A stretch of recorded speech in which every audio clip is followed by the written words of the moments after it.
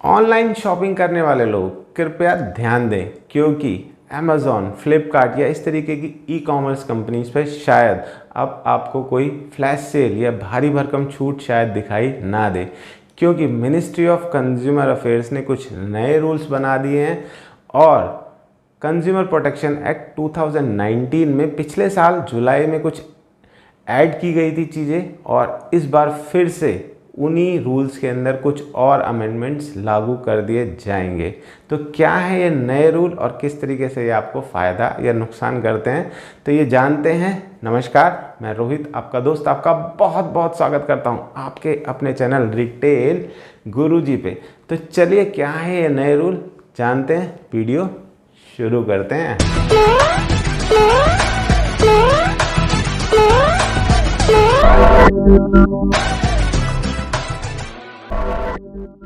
दोस्तों, पिछले साल जुलाई के महीने में कंज्यूमर प्रोटेक्शन एक्ट 2019 के अंदर कुछ अमेंडमेंट्स हुए थे। एक बार उसको रिकॉल कर लेते हैं ताकि आपको पूरी जानकारी दोबारा से समझ में आ जाए और वीडियो अच्छे से आपको पूरी तरीके से समझ में आ जाए। पिछले साल कुछ नए नियम बनाए गए थे जो कि ई कॉमर्स कंपनीज़ को देना, जानकारी जो कंज्यूमर को चाहिए वो देना बहुत ज़्यादा ज़रूरी था। क्या थे वो नियम? कि प्रोडक्ट के बारे में उसको इन्फॉर्मेशन पूरी देनी होगी, उसका ओरिजिन कहाँ पर हुआ, यानी कि वो कहाँ पर बना था। प्रोडक्ट की एक्सपायरी के बारे में बताना पड़ेगा, उसकी एक्सपायरी डेट के बारे में बताना पड़ेगा। प्रोडक्ट का return, refund, exchange, guarantee, warranty, उसकी सर्विस से जुड़ी हुई जितनी जानकारियाँ वो देनी पड़ेंगी।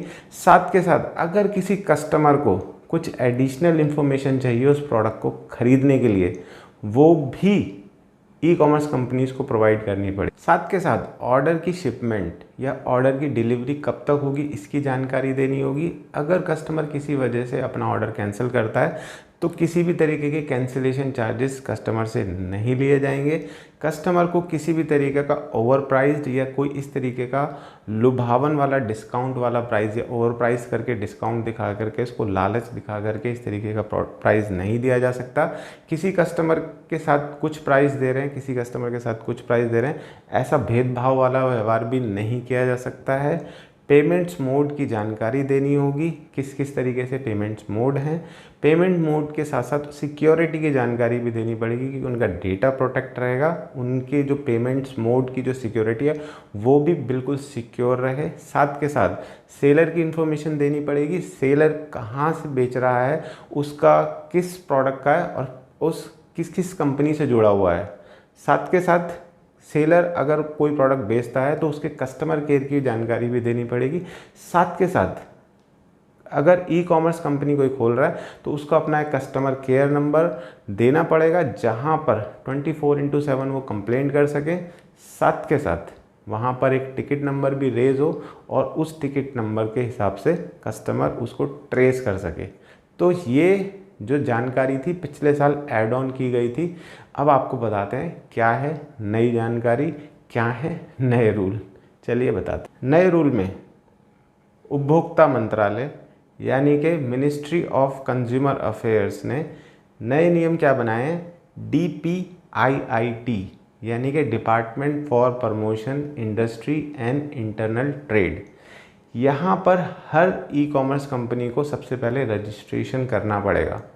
ये जो डिपार्टमेंट है ये निगरानी रखेगा हर ई कॉमर्स कंपनी के ऊपर कि वो किसी तरीके की फ्लैश सेल नहीं चला सकें, जिससे कस्टमर को जानबूझ के अट्रैक्ट किया जाता है या फिर मार्केट को कैप्चर करने की कोशिश की जाती है। असल में मामला क्या है, मामला मैं पहले आपको समझा देता हूँ, तब हम इस पर आगे बढ़ते हैं और क्या क्या इसमें नए अमेंडमेंट्स किए गए हैं। सबसे पहले तो ये रजिस्ट्रेशन जो मैंने आपको बताया DPIIT में करना ज़रूरी है। इसकी वजह क्या थी कि जितने भी ट्रेड एसोसिएशंस थे उनका ये मानना था कि बड़ी बड़ी कंपनियां फ्लैश सेल और बैक टू बैक सेल्स चलाती रहती थी, जिसकी वजह से कस्टमर ज़्यादा अट्रैक्ट होते थे इनकी तरफ, लेकिन इसका सीधा सीधा मुनाफा जाता था उन बड़ी कंपनियों को भी या उन कंपनियों को जिनके ये प्रोडक्ट सेल में लगाते थे। वैल्यूएशन इन कंपनीज़ की बढ़ती थी, इससे नॉर्मल जो हमारे सेलर हैं, रिटेलर्स हैं, उनको बड़ा नुकसान हो रहा था। कस्टमर को फ़ायदा हो रहा था या नहीं हो रहा था ये एक डिफरेंट बात है। लेकिन इसके साथ साथ जब इस तरीके की फ्लैश सेल चलाई जा रही थी तो कस्टमर की कंप्लेंट्स भी बढ़ रही थी, क्योंकि कस्टमर को दिखाया कुछ जाता था, दिया कुछ जाता था, कस्टमर को बताया कुछ जाता था, कहा कुछ जाता था, होता कुछ और था। पेमेंट्स के बारे में, ऑफर्स के बारे में दिखाया जाता है लेकिन निकलता कुछ और था। यानी कि क्लियर पिक्चर नहीं थी, इसके पीछे एक छलावा जैसा था कि ये फ्लैश सेल दिखा दी, ये कर दिया, वो कर दिया, लेकिन अल्टीमेटली कस्टमर को नुकसान हो रहा था। साथ के साथ रिटेलर्स और ट्रेडर्स मार्केट को भी नुकसान हो रहा था, क्योंकि इसका साइज़ ई कॉमर्स का धीरे धीरे अब एक्सपैंड होने लगा है।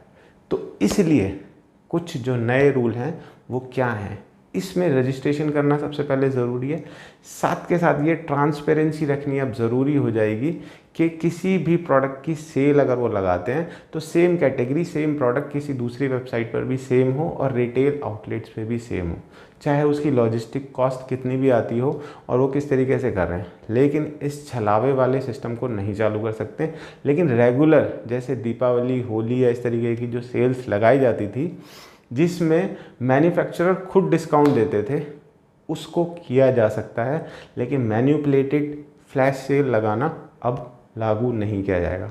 साथ के साथ नए रूल के हिसाब से ई कॉमर्स फर्मों को पर्याप्त रूप से शिकायत तंत्र बनाना पड़ेगा, जिसे बोलते हैं एडुकेट रिड्रेसल मैकेनिज़्म, जिसमें कस्टमर की कंप्लेंट्स का एक ऐसा मैकेनिज़्म बनाना पड़ेगा जिसमें क्विक एंड फास्ट और सही तरीके से रिस्पॉन्स कस्टमर को उसकी शिकायत का मिल सके।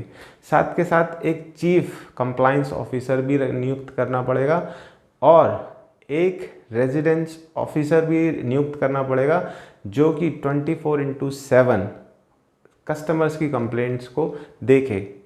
ये भारत का निवासी होना चाहिए और इसका निवास भी भारत में ही होना चाहिए।